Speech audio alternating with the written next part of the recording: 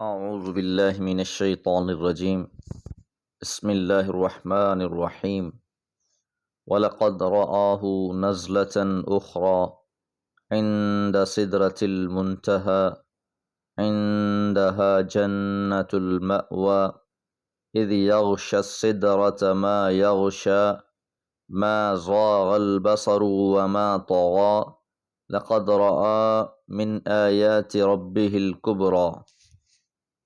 سورہ النجم آیات 13 سے 18۔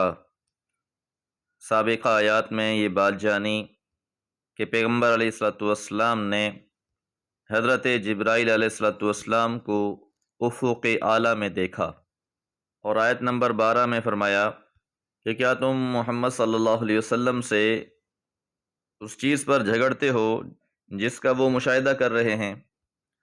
وَلَقَدْ اور تحقیق رآہ اسے دیکھا، نبی کریم صلی اللہ علیہ وسلم نے حضرت جبرائیل کو دیکھا، نزلۃ اخری ایک اور بار بھی اترتے ہوئے، عند سدرۃ المنتہا سدرۃ المنتہا کے پاس۔ حضور علیہ السلام نے حضرت جبرائیل علیہ السلام کو 2 بار اپنی اصلی حالت میں دیکھا۔ اب یہاں سے دوسری بار اس مشاہدے کا تذکرہ ہو رہا ہے۔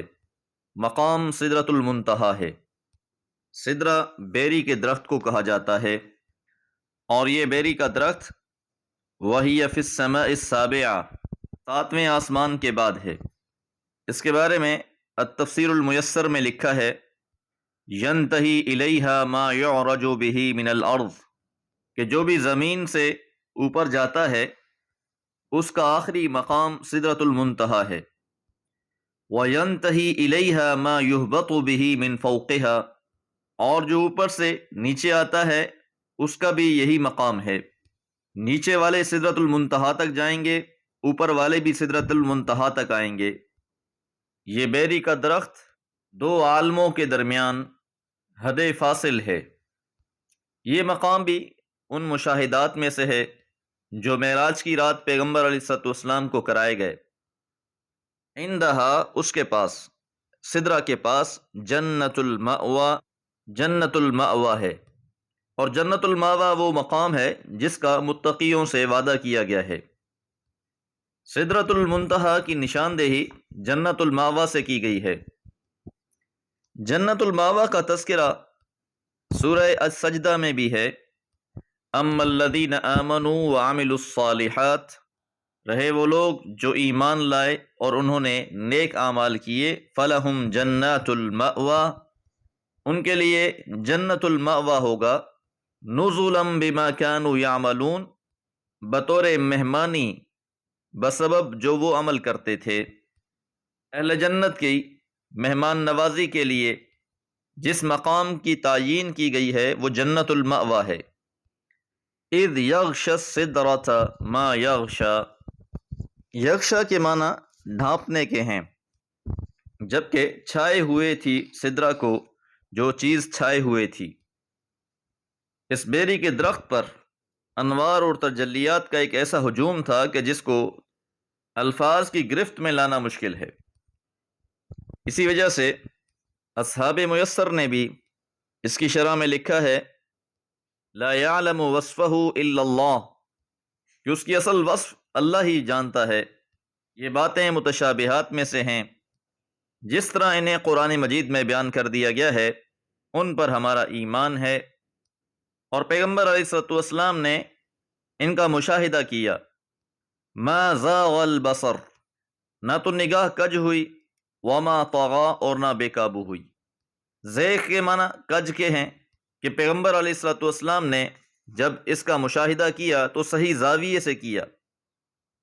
یہ مشاہدہ بالکل صحیح زاویے سے تھا، اور نہ ہی دوران مشاہدہ نگاہ بے قابو ہوئی، اگرچہ انوار اور تجلیات کا ہجوم تھا کہ جن کی تعبیر اور تصویر سے الفاظ قاصر ہیں، لیکن اس کے باوجود پیغمبر علیہ السلام کی نگاہ ذرا بھی بے قابو نہ ہوئی، بلکہ ہر چیز کا مشاہدہ آپ نے اچھے سے کیا۔